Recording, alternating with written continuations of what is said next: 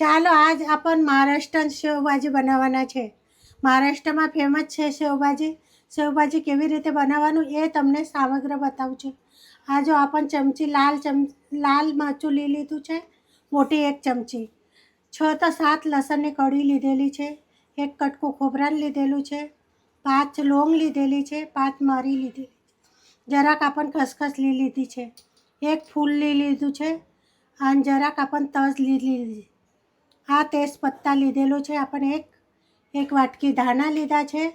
ચાલો પછી તમને કેવી રીતે બનાવવાનું મહારાષ્ટ્રન સેવભાજી એ તમને બતાવું.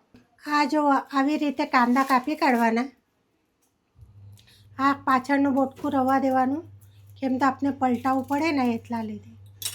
આવી રીતે 4 ખાપા કરીને આપણ ગેસ ચાલુ કરી દઈએ. આવે ચાલો 2 કાંદા લેવાના છે. 2 કાંદા લેવાના છે. એટલે એને કેવી રીતે શેકવાનું એ તમને મેં બતાવું છે. આ જો આ 1 કાંદો મેં કાપી કાઢેલો હતો. આવી રીતે આ કાંદાને આવી રીતે શેકાવા દેવાનું.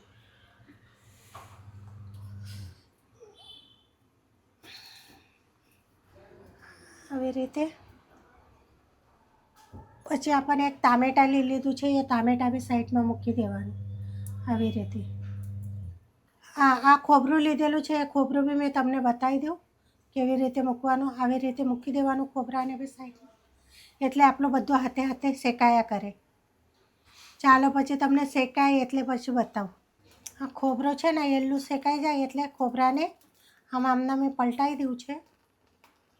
એટલે ખોબરાને કાઢી લેવા. મેં ખોબરું વધારે તરત જ શેકાઈ જાય છે. આ જો આવી રીતે શેકાય ને એટલે ખોબરાને નીચે કાઢી લેવાનું. આવી રીતે કાઢી લેવાનું. હવે આપણા કાંદા અને ટામેટાં સારી રીતે થાય એટલે તમને મેં બતાવું. ચાલો આપણે હવે એકવાર પલટાવી દઈએ એને, કાંદાને અને ટામેટાને. એક બાજુથી બરાબર શેકાઈ ગયા છે. હવે આપણે પલટાઈ દઈશું. આ છાલ રવા દેવાની એટલે આપણો કાંદો વધારે બળે નહીં. અને એ તરત જ ઉક્કો કાંદો હોય ને એટલે તરત જ એ છાલ બળી જાય. આવી રીતે જો છૂટા પડી જાય છે કાંદા. એવી રીતે બફાવા દેવાનું એ કાંદાને. શેકાવા દેવાનું. સારી રીતે એ કાળા થાય ને ત્યારે પછી શાકમાં બહુ મસ્ત લાગે. ચાલો આપણા કાંદા શેકાય ત્યાં સુધી આપણે બીજી તૈયારી કરીએ છીએ. એટલા લીધે આ કાંદા છે ને આ ગેસ પર મૂકવું છે. હવે આપણે પેની મૂકી દઈએ. હા, સેવભાજીનો મસાલો કેવી રીતે બનાવે એ હવે આપણને બતાવું છે તમને મેં. આપણ છે 1 વાટકી ધાણા લીધેલા છે એ નાખી દઈએ છે. એને સારી રીતે શેકી કાઢવાના.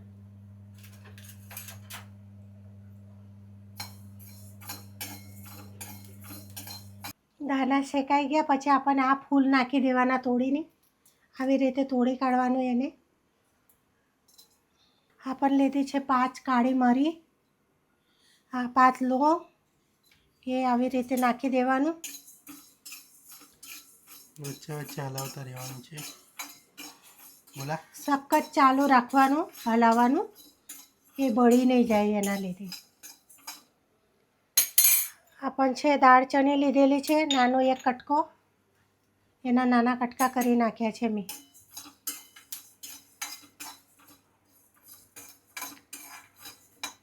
આપણે 1 તેજપત્તા લીધેલું હતું.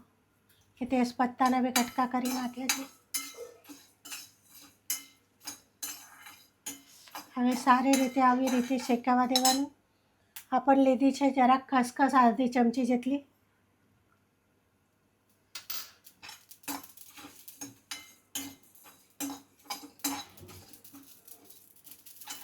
આપણે નાખી દઈએ લસણ. જો આપણા સારી રીતે મસાલો શેકાઈ ગયો છે. આવી રીતે પૂરી રીતે શેકાવા દેવાનું મસાલાને. ચાલો પછી હવે આપણે ગેસ બંધ કરીએ છીએ. ચાલો હવે આપણો મસાલો શેકાઈ ગયો છે. એને હવે જરાક ઠંડુ થવા દેવાના. પછી આપણે મિક્સર જારમાં પીસી કાઢવાના. જો હવે આપણે આ ડીશમાં કાઢી લેવાના. આવી રીતે સારી રીતે શેકાવા દેવાનું મસાલાને. આ ખોબરું લીધેલું છે આપણને એના કટકા કરી નાખવાના. આવી રીતે નાના નાના કટકા કરવાના ખોબરાના. આવા પીસ કરી નાખવાના, એટલે મસાલા હાથે સારી રીતે એ ખોબરું બી આપણું પીસાઈ જાય. હવે ચાલો તમને કાંદા ટામેટાં બતાવું મેં શેકાયા કે આપણા. આ જો આપણા કાંદા ટામેટાં હવે સારી રીતે શેકાઈ ગયા છે. તો બી હજુ અંદરથી જરાક લાગે છે મને કાચા છે, એટલે એને પલટાઈ દઈએ. હા, 5 થી 7 મિનિટ થઈ ગયા છે. તો બી આપણે હવે શેકાવા દેવાના એને સારી રીતે, એટલે શાકમાં રસ સારા આવે. કાંદા ટામેટાં બી સારી રીતે ઠંડા થવા દેવાના, પછી મિક્સર જારમાં નાખવાનું, નહીં તો બધું આંગ પર ઉડી આવશે, આ ગેસ થાય એનાથી. જો આપણા કાંદા હવે સારી રીતે શેકાઈ ગયા છે. હવે એને ઠંડા થવાના, પછી મિક્સર જારમાં આપણને પીસી કાઢવાના. મસાલા પાએ આપણને બધું મસાલા આવે ભેગો વાટી કાઢવાનું. જો તમને આખા મરચાં નાખવા હોય તો આખા મરચાં બી નાખી શકે, પણ આજે અમારા પાસે આખા મરચાં નહીં હોતું એટલે લાલ મરચું લીધેલું છે. હા, આવી રીતે જ રવા દેવાનું, એનું કાળું કાઢવાનું નહીં, પછી શાકમાં કંઈ મજા નહીં આવશે તમારે. ચાલો, આ જો આપણો મસાલો શેકેલો હતો ને, એટલે હવે આ ઠંડો પડી ગયો છે, આપણને મિક્સરમાં નાખી દઈએ છીએ. કાંદા અને ટામેટાં નાખ્યા. હવે આપણને બીજો મસાલો બી એનામાં જ વાટી લેવાના છે. એટલે આ બધો મસાલો લીધેલું છે એ આવી રીતે નાખી દેવાનું.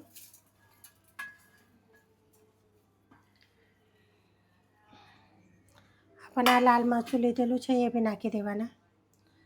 અને થોડુંક આપણને પાણી નાખવાના.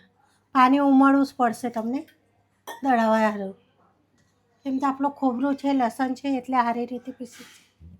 આપણને છે ને ખોબરું છે, લસણ છે, એટલા લીધે આપણને જરાક પાણી નાખવું જ પડે, અને નાખવું જ પડે. પાણી નાખવા મૂચું એ વટાય નહીં, એટલે આપણું કરકરું નહીં રહેવા જોઈએ, મસાલો એકદમ ચીકણા વાટાઈ જવા જોઈએ, એના લીધે પાણી નાખ્યું છે આપણને. ચાલો, આપણો મસાલો વાટીને તૈયાર છે. હવે પેનીમાં નાખીએ, તેલ નાખીએ, આપણને વઘાર કરીએ. હવે શાકનું ગેસ ચાલુ કરી દીધું છે, પેની મૂકી દીધી છે. હવે આપણને 2 થી 3 પડી તેલ નાખી દેવાનું. સેવભાજીમાં જરાક તેલ વધારે લાગે છે, એટલા લીધે આપણને તેલ જરાક વધારે નાખવાનું. તેલને સારી રીતે તપવા દેવાનું. તેલ ગરમ થઈ ગયું છે. હવે આપણને મસાલા નાખી દઈએ.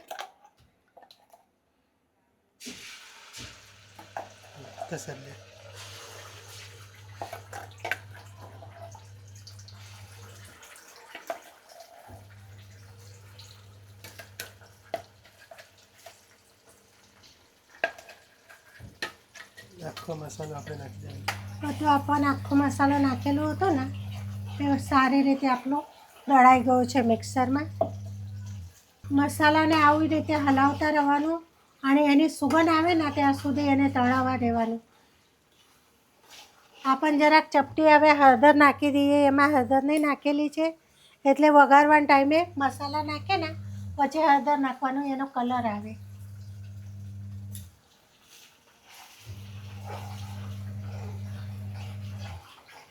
આપણને મસાલો બનાવેલું ને તો એ જાર આપણને હવે સારી રીતે ધોઈ કાઢીએ. કેમ તો એમાં મસાલો છે, એટલા લીધે એ જારને સારી રીતે ધોઈ કાઢવાનું, અને એ જ પાણી આપણને શાકમાં નાખવાના છે. આવી રીતે બધી રીતે ધોઈ કાઢવાનું. ચાલો, જો આપણે 1 ગ્લાસ પાણીમાં એને જારને ધોઈ કાઢ્યું છે. હવે આપણને પાણી નાખીએ છીએ.